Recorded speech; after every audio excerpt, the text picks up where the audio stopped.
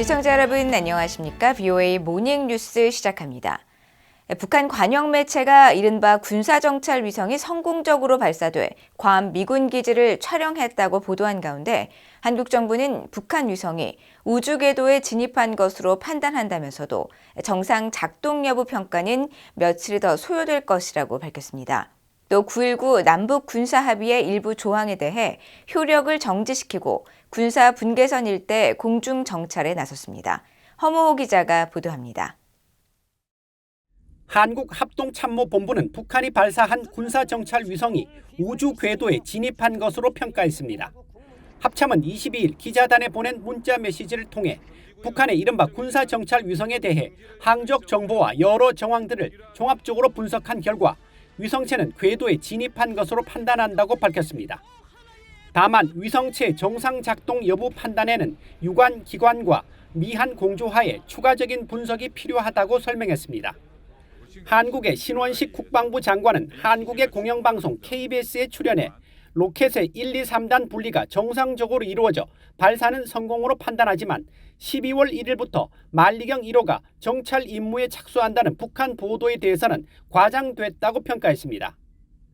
이어 이번 3차 발사 성공의 이유로 러시아의 도움을 지목하면서 한국천문연구원과 한국항공우주연구원이 북한 위성의 위치를 추적하고 미국 우주군 사령부가 위성의 정상작동 여부를 평가한다며 이르면 이번 주말쯤 위성의 정상작동 여부를 판단할 수 있을 것이라고 말했습니다. 한국 정부는 한덕수 국무총리 주재로 임시국무회의를 열고 국가안전보장회의 NSC 상임위원회에서 결정한 9.19 남북군사합의 가운데 1조 4망 비행금지구역 설정에 대한 효력 정지를 의결했습니다. 한 총리는 특히 북한의 한반도의 군사적 긴장 상태 완화와 신뢰 구축을 위한 9.19 군사합의를 준수할 의지가 없음을 분명히 보여주고 있다고 지적하면서 효력 정지의 필요성을 밝혔습니다.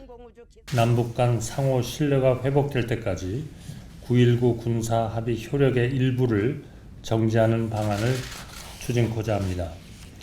이는 우리 국가안보를 위해 꼭 필요한 조치이자 최소한의 방어 조치입니다. 또한 우리 법에 따른 지극히 정당한 조치입니다.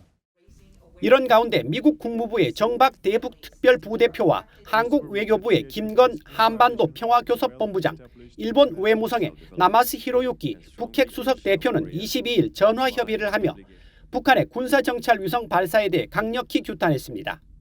한국 외교부는 3국 대표들이 이번 협의를 통해 미한일 3국 간 긴밀한 공조를 바탕으로 국제사회와의 협력을 통해 북한의 불법적 도발에 필요한 대응 조치를 취해 나가기로 했으며 북한의 어떤 위협이나 도발도 통하지 않을 것이고 북한이 도발을 거듭할수록 국제사회의 대북 공조는 더욱 강화되고 북한의 안보와 경제는 더욱 취약해질 것이라고 강조했다고 밝혔습니다. 한편 북한의 조선중앙통신은 이른바 군사정찰위성 만리경 1호가 다음 달 1일부터 정식 정찰 임무에 착수하고 김정은 국무위원장이 22일 괌의 앤더슨 공군 기지 등 미군의 주요 군사 기지를 촬영한 사진들을 보았다고 보도했습니다. BOA 뉴스 허무호입니다. 한국 군 당국이 9.19 남북 군사합의 1조 3항의 효력이 정지되자 즉각 최전방에서 대북 정찰에 나선 것으로 파악됐다고 한국 언론들이 보도했습니다. 한국군은 한반도 시간으로 22일 오후 3시 이후 군단급 무인기 송골매와 정찰기 금강백두 등 감시 정찰 자산을 군사분계선 인근에 투입해 주 야간으로 대북 정찰을 하고 있으며 2018년 9월 19일 이전으로 정찰 수준을 회복했다고 한국의 연합뉴스가 한국군 관계자를 인용해 보도했습니다. 한편 한국의 신원식 국방부 장관은 이날 미국의 핵추진 항공모함 칼빈슨호를 방문해 미국과 한국 장병들에게 굳건한 미한 연합작전 태세 유지와 북한의 어떠한 형태의 도발에도 즉각 대응할 수 있는 만반의 태세를 갖추라고 지시했다고 한국 국방부가 밝혔습니다. 또 신 장관은 북한의 발사 행위는 국가안보를 저해하는 도발 행위라고 규탄하면서 미국과 한국의 강력한 대응 의지를 보여줄 수 있도록 미한일 연합해상훈련 계획을 지시했다고 전했습니다. 미국, 영국, 프랑스, 일본 등 주요 7개국 G7 외교장관들이 북한의 정찰위성 발사를 강력하게 비판하는 공동성명을 통해 북한의 핵무기와 대량 살상 무기 포기를 촉구했습니다. G7 외교장관들은 22일 일본 외무성이 발표한 공동성명을 통해 북한의 탄도미사일 기술을 사용한 발사를 가장 강력한 언어로 비판하고 지역 내외의 평화와 안정에 중대한 위협을 초래한다고 지적했습니다. 또 비록 군사정찰 위성이라고 해도 탄도미사일 기술을 사용한 발사는 유엔 안전보장이사회 결의에 대한 명백한 위반이라고 밝히고 북한의 핵무기와 기타 대량 살상 무기 및 탄도미사일 계획을 포기할 것을 촉구했습니다. 이어 북한에 대한 러시아의 핵과 탄도미사일 관련 기술 이전 가능성을 깊이 우려하며 러시아에 대한 북한의 무기 이전에 대해서도 거듭 비판했습니다. 일본 정부는 북한이 발사한 군사정찰 위성이 예정된 궤도에 진입했는지 여부는 확인되지 않고 있으며 북한이 추가로 정찰 위성을 발사할 가능성을 배제하지 않고 다음 달 1일까지 경보 발령 상태를 유지한다고 밝혔습니다. 일본 정부 대변인인 마스노 히로카즈 관방장관은 22일 기자회견에서 이번 발사와 관련해 종합적이고 전문적 분석을 시행할 필요가 있어 상응하는 시간이 요구된다면서 이같이 밝히고 이어 궤도 진입이 확인되지 않았다는 것은 실패로 간주하는 것인가라는 기자 질문에는 분석 중이라고 답했습니다. 마스노 장관은 또 북한이 이른 시일 내에 여러 정찰 위성을 추가로 발사할 계획이라고 밝힌 데 대해 북한은 지난해부터 유례 없는 빈도로 탄도미사일 기술을 이용한 발사를 거듭해왔고 관련 기술과 운용 능력이 급속하게 향상됐다며 북한이 향후 위성 발사를 목적으로 하는 발사를 감행할 가능성이 있다고 지적했습니다. 이어 북한 위성 발사에 대비해 지난 5월 발령한 파괴 조치 명령의 지속 여부는 각종 정보를 수집하고 평가한 뒤 적절하게 판단하겠다고 말하고 북한 통보에 따라 발령된 선박이나 항공기 등에 대한 경보는 다음 달 1일 0시까지 유지된다고 밝혔습니다. 북한 평안북도 영변 핵시설 내 실험용 경수로에서 시운전 상황으로 보이는 활발한 냉각수 유출이 관찰됐다고 국제원자력기구 IAEA의 라파엘 그로시 사무총장이 밝혔습니다.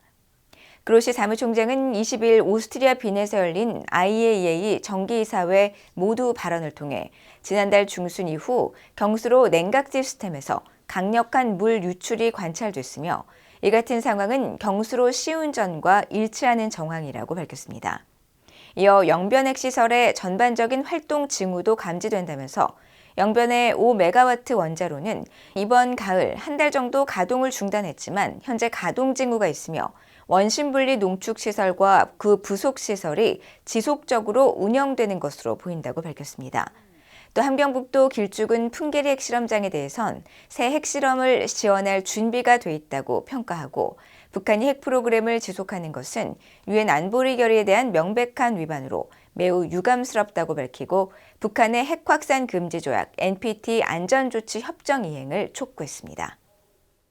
세계 최대의 가상화폐 거래소가 대북 제재 위반을 인정하고 벌금 43억 달러를 미국 정부에 납부하기로 합의했다고 미국 재무부가 밝혔습니다.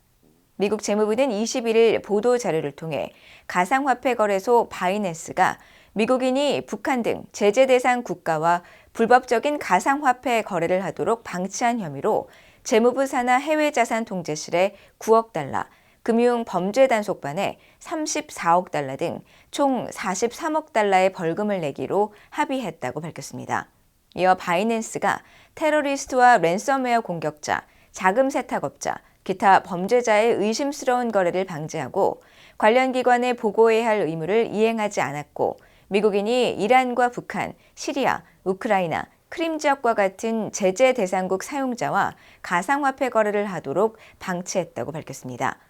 벌금 합의 문건에 따르면 바이낸스는 미국인과 북한 내 개인 간에 43,745달러어치의 가상화폐 거래를 80건 성사시켰고 과거 북한과 이란이 설치한 가상화폐가 바이낸스를 통해 거래됐다는 점도 제재 위반 사례로 명시됐습니다.